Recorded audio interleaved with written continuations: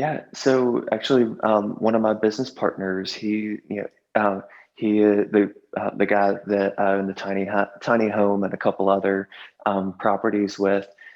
He is a extremely successful business person. He knows spreadsheets backwards and forwards, and he said, "Adam, I really want to partner with you on a property. Like I've always wanted to do that, but I've always been too scared to do it." And when he said, "I've always wanted to do it, but I've been too scared to do it." That was the most vulnerable thing that he could ever say, and that made me want to work with him, That's awesome. right? Because he said, like, he's a person that I greatly admire, brilliant person, kind person, loving person. But then he said, "I want to do this, but I'm too scared to do it on my own."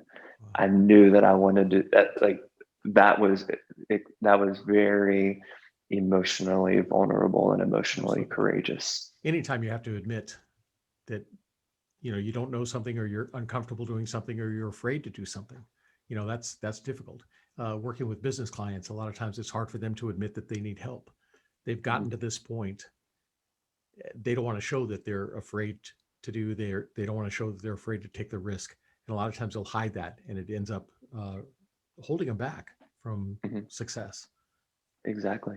Um, Yeah, and that's and the second half of Brené's quote, the first part was, that when we see vulnerability in others, it looks like courage. But when we are vulnerable ourselves, it feels like failure.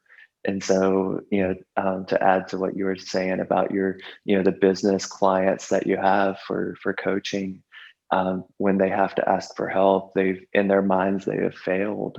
yeah, um, but that vulnerability, being courageous and asking for help, that's actually what sets apart the successful people from the people that end up failing. that's awesome.